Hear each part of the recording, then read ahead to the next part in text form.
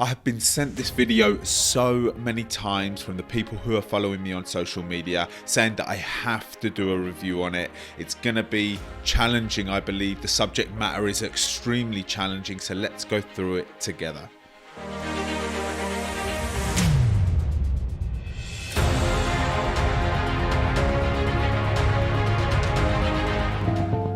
Hello, I'm your host Noah Berlatsky, and welcome to another edition of Prestasia Conversations. This month we're talking to Allyn Walker. Allyn is an assistant professor at Old Dominion University in the Department of Sociology and Criminal Justice.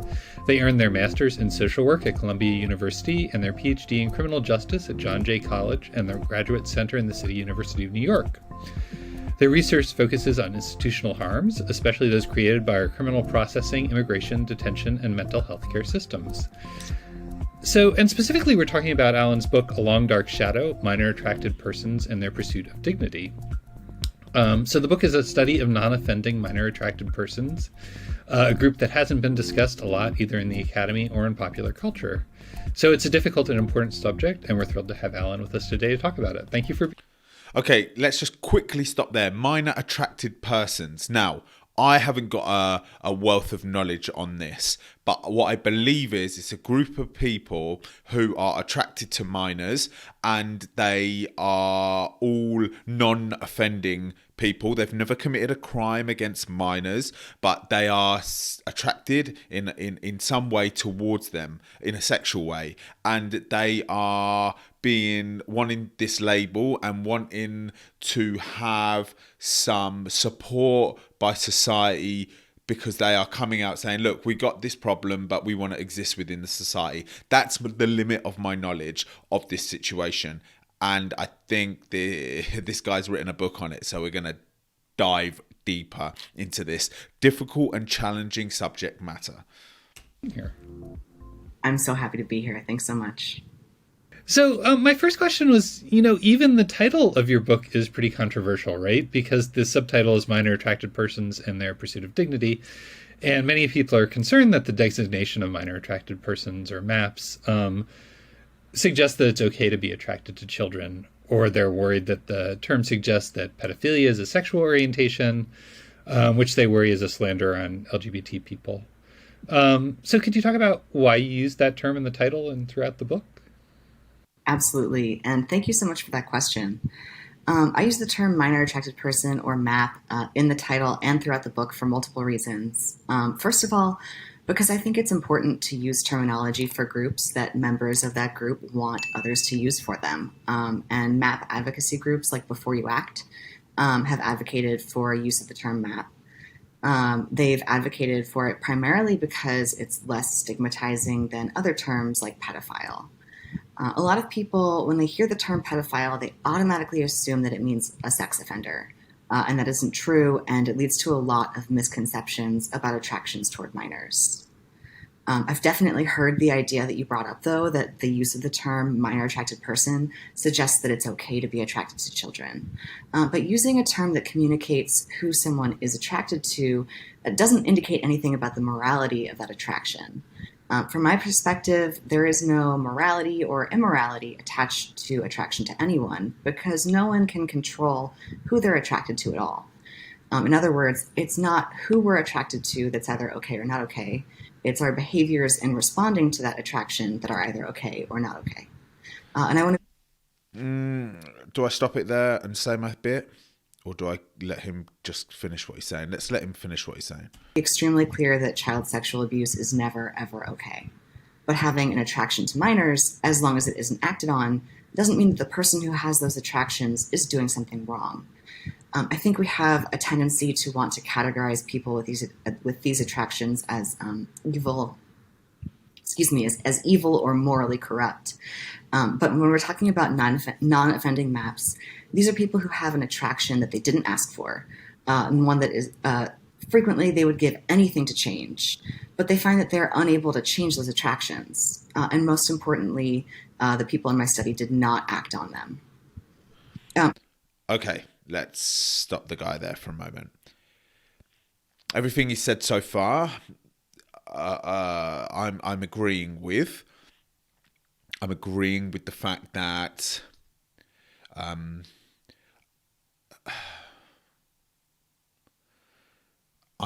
Let's start with this. What I'm not agreeing with. He mentioned there that what you are attracted to is not moral or immoral. And what I believe he was trying to get at there, this is what I should say. What I believe he was trying to get out there, get across there was, it's that the action of abusing a child that is wrong. The thoughts or the attraction towards a child is not right or wrong, because nobody nobody, that's out of people's control. So I'm going to disagree with him first of all, because I'm going to say that we should never say that an attraction to a minor is okay. And if you have that inside of you and you didn't ask for it, you feel like it's just in you and you wish that you never had it, and you've never acted on it, yes, I feel bad for you. I feel bad for you. But we shouldn't go around, I don't think, saying that an attraction to children, it's okay if you have it and you belong in this group called MAPS and you're a minor attracted person. No. We're still always going to establish that it's wrong, it's incorrect. Now, I also, where I am agreeing with this guy, which is on many points, right? And that is to think for us to have this this viewpoint that if you have an attraction to children, you're straight evil. You're straight evil, and there's no place for you in the society. Well, we need to get over that. I made many videos talking about this kind of thing. Right? Because if we're going to just start saying that people are straight evil, they've got no place in society, even if they think of a child in that way, well, there's so many people with this in their head. It's impossible to take all of these people out of society. And you cannot take somebody out of society who hasn't committed a crime. That's not how the law works. So, yes, we need to get our head around this, but no, I don't think this kind of like normalizing is a good thing. I got a bit of bias coming into this video because I've seen some of the headlines about this video before I watched the video, before I'm going through it right now. So I have a bit of bias, but I'm going to try my best here to give this guy his time and to try to see what he's saying from his side. I think that's important, because he's written a book, he's got a viewpoint, he's obviously bold and brave enough to say it. So let's give this guy his time and try and see where he's coming from, and let's continue with this video in a productive, proactive kind of way. That's what I'm going to try and do. Okay. Something else you brought up was the idea that using the term MAP could suggest that attractions to minors are a type of sexual orientation. Whether or not attractions to minors are a type of sexual orientation is not a question that can be answered with my particular research. My research touched upon the labels that MAPs use to describe themselves, though, and a lot of them have been really conscious about their choice of language because they don't want to slander, as you put it, lesbian, gay, and bisexual people. So they'll use language to kind of distance themselves from LGB folks, which I talk about more in my book and in other articles that I've written. There's a lot that could be said about whether attractions to minors are in themselves a sexual orientation, and there's research that I cite in my book about that. But to me, that misses a larger and more important difference, which again is about attraction versus behavior. If we did consider MAPs to have their own distinct type of sexual orientation, there would still be a huge difference between MAPs and lesbian, gay, and bisexual people. And that difference is that MAPs have a sexual attraction that would result in a lot of harm if they acted on it. Whereas for LGB folks, there's no harm in having consensual relationships with one another. So that's where the distinction lies. Again, it's really in that difference between attraction and behavior. Great point. He made a great point there. He explained it really nicely. Because I've heard this thing about people trying to get get this attraction to minor classified under a sexual orientation. And he's just explained it really nicely, that it can't be a sexual orientation, because a sexual orientation would then be grouped with being heterosexual or gay, etc., etc. But those sexual orientations, if they are acted upon, do not bring harm. This one does. That is a good explanation or reason why we mustn't start making this okay on any of the levels. Because as soon as it starts to be classified as okay on any of the levels, then there will be a percentage of the people who are in these groups of people that are like, oh, then it's okay for me to act on it. No. We're not going there. We're not going there. And non-offending MAPs, by definition, do not abuse children, so their behaviors are moral. But they're still being subjected to this same idea that they're bad people, and they've often internalized that for themselves. So that's why I've used this subtitle, Minor Attracted People and Their Pursuit of Dignity, because a lot of the people I interviewed for the book have encountered people who have told them that they're bad people or monsters just because of their attractions, or that they feel that same way about themselves.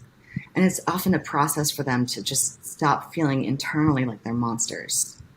Some of the people in my study have been going through this process for years, decades even, and some of them had just started it, maybe even just weeks before we spoke. Seeing my participants be so affected by the stigma against them was really hard, because they were trying their best to be good people. So it was important for me to use language that was as non-stigmatizing for them as possible. There's kind of a lot to pick up there, but I guess the one thing that I wondered if you could talk about a little more, just to start, is you know that the term pedophile is often used. I mean, people use it to mean people who are attracted to minors, but they also kind of use it to just mean people who abuse children. And I guess you sort of say that there's sort of a difference there. Could you talk about like what the difference is and like why it's important? Yeah, absolutely. So this is such an important topic to bring up, so thank you for that. It's funny because when I give talks and mention that pedophile doesn't mean someone who has committed a sexual offense and is instead referring to attraction, I still see phones come out because people will be Googling to see if I'm correct in my language choice or not. But yes, there's a big difference between MAPs and child sexual abusers. Pedophilia is a clinical term that indicates a sexual attraction to people who have not gone through puberty. MAP refers to someone who has preferential attractions to minors, and that can include children who have gone through puberty or not. And then child sexual abusers are people who have committed a sexual offense against a child. Many of these people are indeed MAPs. But first of all, there are many people who commit sexual offenses against a minor who are not attracted to children in general. We know that abusers commonly commit sexual offenses for reasons related to power, control, and access, not because of attraction. So many child sexual abusers are not MAPs. And then just as importantly, many MAPs never...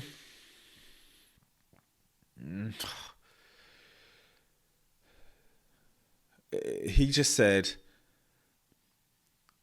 some people commit sexual offenses due to these reasons, and that's not because of attraction. But if it's a man committing the sexual offence, there must be a level of attraction for them to get an erection. So I just don't know about that. There has to be a level of attraction for a man to get an erection on some level. What we're saying attraction is now just the physical thing. Are we going to start dividing that into just looks or what else? I don't know. But yeah, and let's just continue. Commit a sexual offense against a minor. That difference is important because when we don't understand that distinction, we make incorrect assumptions about the likelihood of offending amongst MAPs. This leads to people believing that just because someone is attracted to minors, they're likely to commit an offense. And we start to criminalize a population just because of their attractions. Not only is this a problem in terms of criminalization, but it also serves to heighten stigma against MAPs in general, which is a huge problem. but there has to be not a stigma, but there has to be uh, uh, uh, there has to be a we have to feel a danger and a problem around people who are attracted to minors. I don't think we should come into a situation where they're just part of these people are part of society.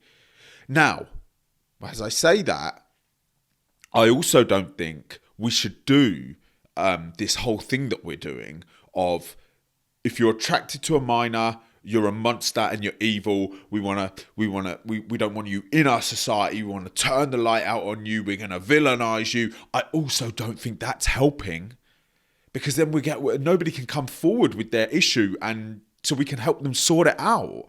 Yeah, then we've got all these people that are attracted to minors in their house or in their room on their own, not knowing where to go, and there will be a percentage of them that want support. And while we have this, they want therapy, they want support, they want counselling, and while we have this attitude of like villainizing them and just making them monsters, if they've never committed the crime this is, then none of them are coming forward for that help that some of them want.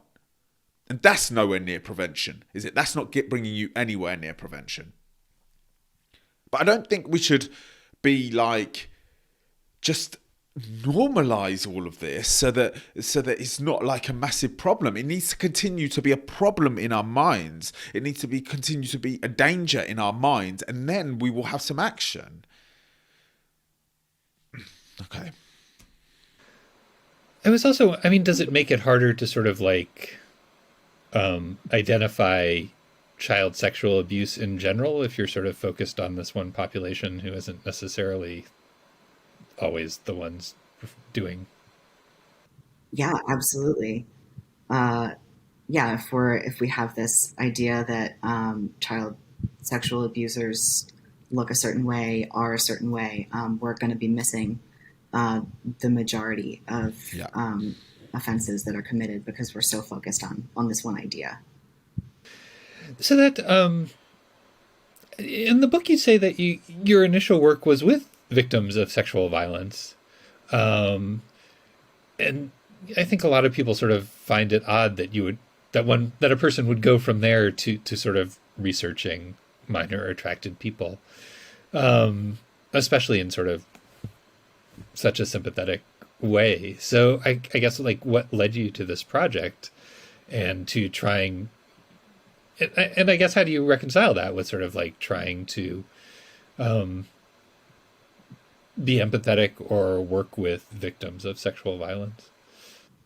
Yeah, so I had worked with victims of sexual abuse as a counselor, which is one of my very first jobs as a social worker. It was both heartbreaking and infuriating to hear about people's experiences with sexual victimization in that capacity.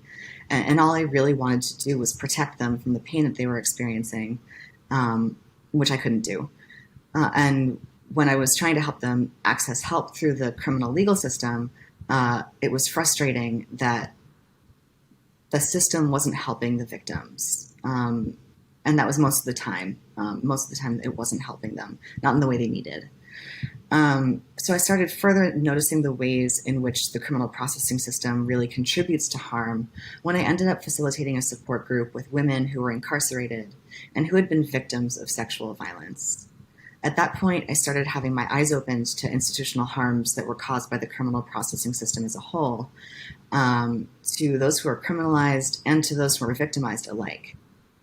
As I started learning more about the system, I learned more and more about alternatives to the way we currently deal with people who commit offenses. And a big part of that is in offense prevention. I actually worked for many years for an organization that developed alternatives to incarceration through violence intervention, restorative justice initiatives, alternative court programs, and so on. But I never heard about any initiatives that attempted to prevent sexual offending against minors. Actually, through engaging in this work, I never even understood that people with attractions to minors and people who commit offenses against them are entirely distinct groups. And No. I'm just going to have to keep stopping the guy when I've got something to say. So I apologize if that's irritating, but we're trying to dissect this video. The fact that minor attracted persons and people who have committed the crime are two distinct groups. I have a bit of resistance to that concept. Yes, they have a separation because one has committed the crime and one hasn't. But this is where I don't like it, because we need to always consider minor attracted people as a risk to society. Right? I'm not saying that we've got to say that they're evil. I'm not saying that we've got to say they're monsters. But we know that they have a temptation in their mind that will always be there, continually knocking at their door. And that means that they are a risk, because if they were to give in to that temptation, it is a crime. The thing that's tempting them is a crime, and it's not your average crime, right? It's one of the most horrific crimes that we see today. So to say that people who have an attraction but have never committed the crime, and the people who have abused children who have committed the crime are two distinct groups, like they live on their own. No, I don't believe that. I believe they have a slight overlap. And people who are attracted to children, they find them sexually attractive, they fantasize about them maybe in their head at times, but they don't want to act on it. There will always be that temptation in their head circling around. Sometimes it will be great, sometimes it will be low, but that means that they are a risk to children. So let's continue. I actually remember learning about that from a news article while I was browsing online, and it totally shifted my understandings about sexual offending. I became really interested in researching MAPS from the perspective of preventing sexual offending against children. And I began attending workshops led by Before You Act, the advocacy group I was discussing earlier, as I developed my research about MAPS. My research study ended up including interviews with 42 minor attracted people. And in those interviews, I asked participants about their experiences with coming to terms with their identity and coping with the stigma that they faced, as well as about how they've strategized not to commit offenses. My purposes for asking about their strategies for non-offending are probably obvious, as I'm interested in offense prevention, and I figured MAP's personal strategies would have relevance to other MAPs who might be struggling with some kind of temptation to act on their attractions. But my reasons for asking about my participants' understandings about their identity and their experiences informing it might not be quite so obvious. Initially, I saw those questions as something that would just give context to how they strategize not to offend, so pretty much as background information. But as I attended workshops and met MAPs in person and through interviews, I heard about these experiences and how scared MAPs often were when they realized that they had this attraction that's pretty universally maligned. Although I'm not a MAP myself, I'm queer, and so I too have been through experiences in realizing that I have attractions many people wouldn't understand, and that some people find to be immoral. And those experiences have really shaped who I've become. And so I sort of empathized with those experiences, and I wanted to learn more. Okay.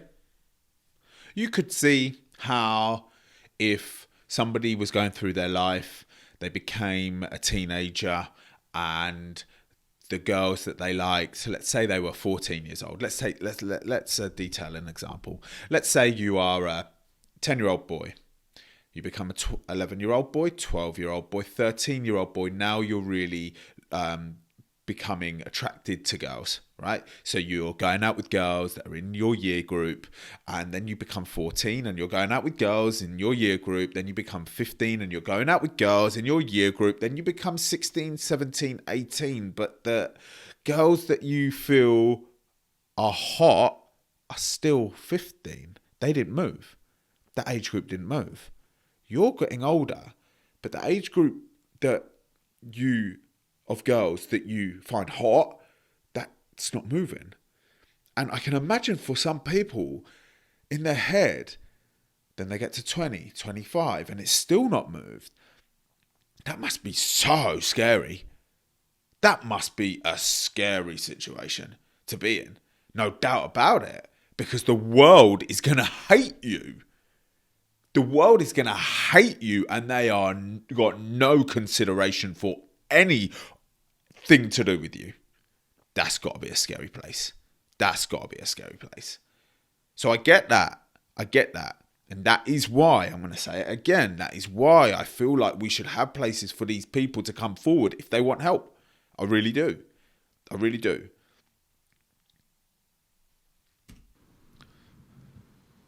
So you're sort of talking about sort of stigma against maps to some degree here, and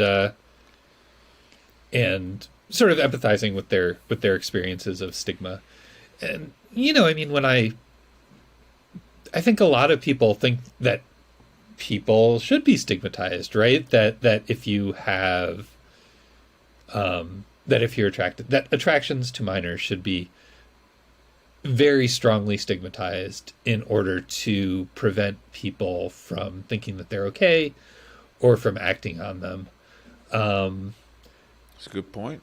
And that, I mean, in your book, though, you seem to be arguing for less stigma. So could you talk about what's wrong with using stigma to sort of prevent sexual violence in this way, and why would you rather see stigma reduced? Before we hear his answer, I just need to reset my camera. 1 second. Okay, we're back. Sorry. I just had to reset my camera because it only records 30 minutes because it's a budget camera. So they're the problems of not having the right equipment. Okay, let's continue. Let's hear this guy's answer. Yeah, absolutely. I do talk a lot about stigma. I think we believe societally that stigma against maps serves to protect children because somehow we don't fully understand the differences between maps and sex offenders. Again, we have this confusion between the attraction and a criminal behavior, which I stress so much is just a huge problem. Stigma against maps is a problem in part because it makes maps think that they're monsters. That's really problematic in terms of map well-being. It's really hard to cope when you think you're a terrible person because you have attractions that you can't change. But it's also hugely problematic because when maps get the impression that they're destined to commit an offense against a child, they might not realize that it's a choice that they have and that there's help out there if they feel some kind of temptation to commit an offense. Not only is this a problem because it affects how maps understand themselves, but in the event that a map does decide to reach out for help, their stigma has huge consequences for the kind of help that's available to them. Yeah. For instance, if a map sought out one-on-one therapy with a counselor, they might not know whether the counselor fully understands the difference between someone who has an attraction to minors and someone who has committed an offense against a child because of that stigma.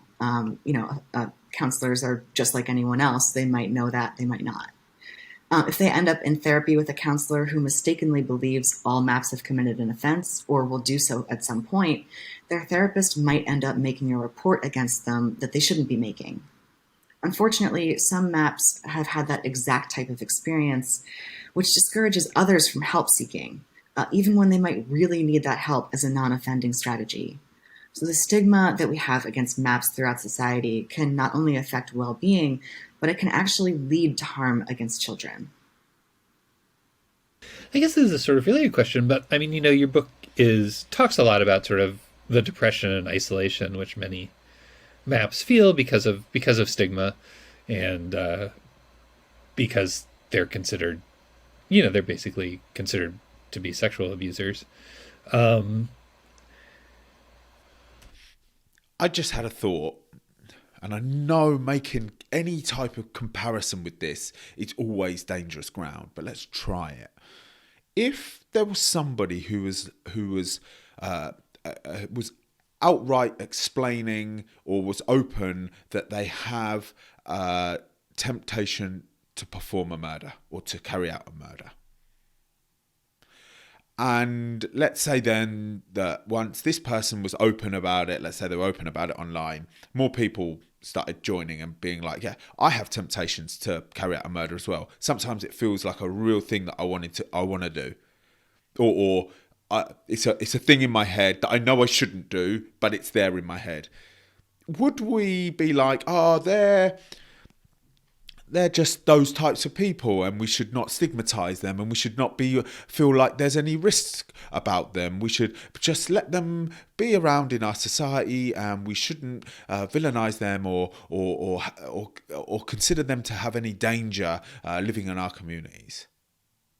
My answer to that is going to be, I'm going to guess nobody would say that. Everybody would be like, right, that guy has just said that he has sometimes thoughts about murdering someone.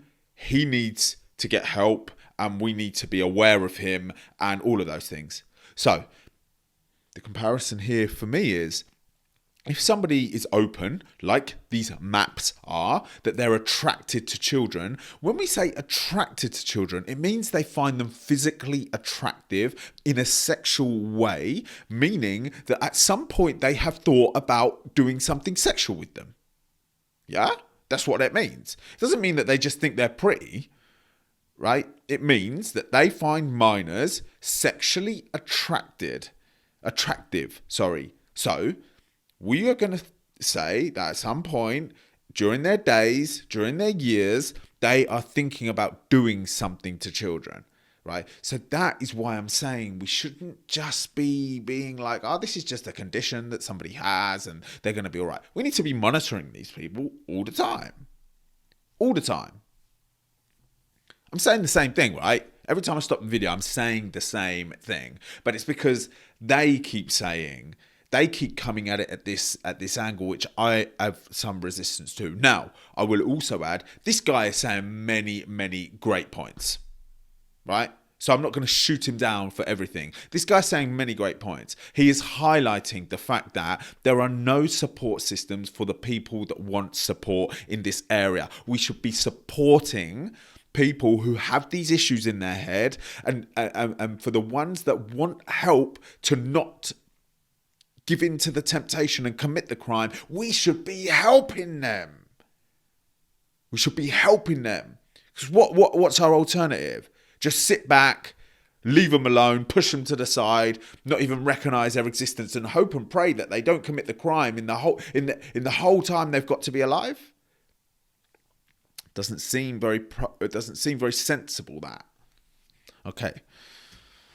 And I think many people are sort of like uneasy with the idea that you should really empathize with them. I mean, even if you think stigma should be reduced, the idea that you should really be thinking about them as victims themselves in some ways. People are concerned that takes you're no longer centering victims of sexual abuse themselves, and that can lead to I guess pushing for policies that might harm child sexual abusers or that might make it easier to offend. So, I mean, like, is that something you're concerned about, or sort of why does sort of like a more empathetic approach to maps seem like the way to go to you? Yeah, it's not at all uncommon to have these questions. Some of the feedback I've gotten about my book and my work in general is that empathizing with maps somehow, quote unquote, encourages them.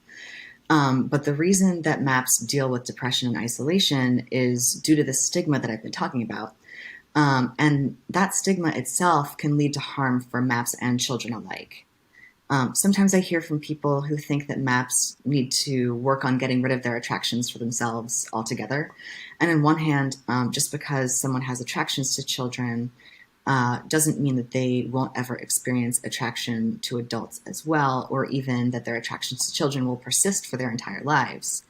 Sexuality can be fluid, and there are many maps who have a range of attractions to both children and adults, and sometimes those attractions can fluctuate just like any other attractions. On the other hand, we also know that such methods as conversion therapy are not at all effective. And yet that tends to be what people think of when they believe that maps should be trying to get rid of their attractions. That they should go to some kind of therapeutic intervention where they can be converted. But that's not really an option. So what is an option? Getting those maps who want it into some kind of affirming therapy where their provider understands that their attractions don't make them a threat, and who can help them navigate strategies for non-offending if it turns out that they need those. That kind of work does focus on preventing child sexual abuse, Okay. and that kind of help is not available as widely as it should be. So Agreed. we need to focus on making it more widely available. Agreed. Yeah, just agreed. Agreed on all of that. He's made great points. Just the fact you have a minor attraction in your head doesn't make you a threat. It does make you a threat. I just want to just say that about that little section that he's just talked about. It does make you a threat, but he has just spoken facts. There is not enough support for the people that want support in getting techniques to make sure that they don't commit the crime and give in to the temptation. Facts will give him some thumbs up for those statements. At the same time, in answer to your question about focusing on potential victims of child sexual abuse, absolutely we should be focusing on that. But that doesn't mean that we shouldn't aim to have prevention strategies that focus on MAPs who are at risk of offending as well. Too often, our child abuse prevention strategies focus on teaching children about stranger danger, which is ineffective because most children who experience abuse are abused by someone that they know. We also have child abuse prevention strategies that focus on teaching children to say no to adults, which is good for children to learn about, but places the burden of prevention on the child rather than on individuals who might be at risk of offending. By lowering stigma against attraction to minors, we can more effectively focus on getting help to people who are at risk of committing an offense. So one thing I wanted to ask you is, your book is about MAPs who specifically don't offend or have not committed child sexual abuse, and one of the things you talk about is you ask them why they haven't offended, and so what's their answer? Why do most of these people why have they not acted on their these attractions, or why haven't they harmed children? Yeah, so that's a really great question, and one that I had a lot of assumptions about as I went into my research. I was getting my PhD in criminal justice at the time, and I had the belief that the MAPs in my study weren't offending because they were afraid of being put in prison. But what I found out from talking to MAPs was that the reason they weren't offending is because they would never want to harm a child. Many of them talked to me about experiencing love for children and understanding inherently that if they committed an offense against a child, it would be deeply hurtful. For most of my participants, that was enough to keep them from ever even considering acting out on their attractions. I ended up feeling pretty embarrassed that I hadn't understood that from the start, because at this point it just seemed so obvious. My participants generally felt that hurting a child would be the worst thing they could possibly do, and they wanted to be good people. So I also wondered, I guess I'm curious, have you done research with MAPs who have offended, or is that not a population who you've looked into at all? Or that's not been a population that I've specifically looked into. There's a lot of literature out there on offending, and so I really wanted to focus on this topic that is, at least at the time I began my research, a lot less explored, which is the population of MAPs who do not commit an offense. So what strategies do they have for not committing offenses? Yeah, there are a bunch. This is interesting. A big one was reaching out to a therapist, and that's the one that I focused on in terms of discussing this big problem with stigma, and that I've already kind of talked about, especially when therapists aren't available or have these kind of stigmatizing opinions about MAPs. Another one is that they can reach out to family or friends, especially if they're going to be in the presence of a child. They might have someone that they know will be around. Wow. Who can, just be present. And that way they know that they're not going to act out. Another huge one is just limiting their interaction with minors overall. So they'll, not be in spaces with minors, especially one-on-one again. But they might not be in spaces with minors in general. They might just, if they know that there are going to be kids there, they won't go. Some of them took this to a really big extreme where they wouldn't go into public as much as they otherwise necessarily might have. Um, but others just, if there was a gathering that they thought there would probably be a lot of children at, or children in general, they would just excuse themselves from that event, knowing that that wasn't a good space for them to be in. Um, Others were seeking out support from other MAPs. So, especially connecting on groups like Before You Act and VERPED, or Virtuous Pedophiles. These are support groups that can allow MAPs to contact one another and talk about, first of all, if they're experiencing any coping issues in general, but also if they're feeling like they're going to offend. There are folks who reach out and can help them, with reasons that they shouldn't offend, with their own strategies for non-offending, with therapists who they have had good luck with in the past, and a number of other resources. So that support there was really beneficial for them. And something that should be talked about as well, that I haven't mentioned yet, is that so many of the people I talked to really said they didn't have any strategies because they just knew that they weren't a risk. So they, some of my participants did talk about this kind of temptation that they had, or urges, but the majority said that they never experienced kind of urges to commit a sexual offense. It wasn't like this daily struggle that they were trying to keep away from children. It was just like in the back of their mind, they knew they had this attraction, and they also knew they weren't going to act on it. So there's that really big difference there between the folks who felt like they needed these strategies and folks who felt like they never really needed one. Even some of the folks who never felt they needed one, though, still had these ideas about, well, I mean, it wouldn't be appropriate for me to go hang around with a lot of children, given my attractions. So they weren't necessarily framing their strategies in terms of how do I not commit an offense, but they might frame them in terms of like, what is the most appropriate thing for me to do, considering that I do have these attractions. And they would kind of draw that line as well. Okay, so you've got a varying level of urge and attraction, right? And that kind of, I mean, we can kind of see how that makes sense. You're going to have some people that the temptation is huge, the urge is huge. You're going to have some people that are like, yeah, I just won't ever do that because it's in the back of my head, but I won't ever do that because I just know it's completely wrong. You're going to have other people on the other end of the scale which are just like, they can hardly control themselves. So you got all those people. I get that. The strategies available should be available. Like it just should be available for anybody to find on the internet and get the strategies. That should definitely be a thing. I think we all agree that should be a thing. We spent the first, where are we at on this interview now? Okay, we're in the last 3 minutes. We're 25 minutes in. We spent the first 20 minutes with this guy explaining what I felt he was explaining, that minor attractive people, they're not a risk.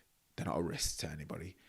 And then we start talking about the strategies, and we're like, some of the strategies are, you can't go anywhere where there's children. You can't go to a family gathering where there's children. It would be great if you could tell a family member that you're going to be there, and they could just mind you just in case you go to do something with the child at this birthday party. And then you're like, oh my God, well, how can we say that somebody who has any level of attraction towards children are not a risk that we should be aware of and should highlight danger to us if they're the strategies?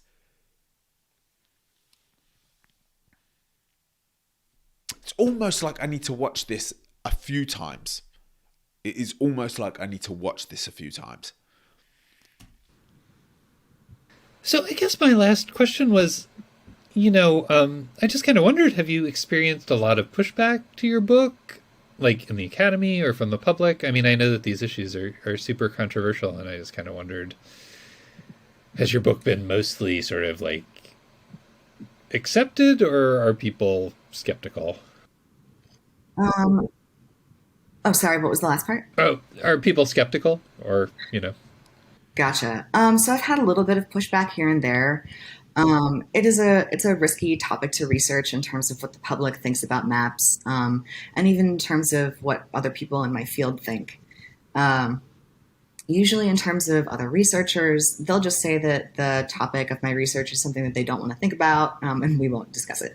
Or they won't understand it at all, even if we're like in conversation about it. So I remember a professor of mine asking about my research, and when I said I was studying people who are attracted to children who don't commit offenses, he said, "Oh, okay, so sex offenders." And I clarified, no, they have attractions to minors, but they haven't committed an act of sexual abuse. And he said, right, sex offenders. He just like could not completely not comprehend the population that I was talking about. Um, I had another professor who, when I brought up my research interests, she just said yuck and like moved along. So there's been some pushback here and there. I've also received some feedback from the general public saying that, my book encourages maps, or that it will lead to further offending. But generally, that feedback seems like it's coming from people who haven't read my book, and are instead just reacting to what they think the book is about without taking the time to read it first. Um, and then some of the negative reactions I've heard also attack me based on my gender identity. My identity is a trans person. So those reactions have been hurtful just because it always sucks to read hate against trans people. But generally, people seem pretty receptive to my book. I've heard some really great feedback from people who study criminology and think the subject of this book is important toward preventing sexual abuse against children. I've also had a lot of conversations with people who go into social work and are just like me before I had understood the difference between MAPS and sex offenders. So they've just started understanding this and they want to learn more. And I always feel really grateful to those who find this to be an uncomfortable subject and who are still willing to learn more about it. All right. Well, thank you so much for being with us. We've been talking to Allyn Walker, who's the assistant professor at Old Dominion University in the Department of Sociology and Criminal Justice. Their book is A Long Dark Shadow, Minor Attracted Persons and Their Pursuit of Dignity. And this is Prostasia Conversations. Prostasia, where Prostasia tries to have conversations on these difficult subjects. And if you found this podcast valuable, consider donating so that we can continue to do this work.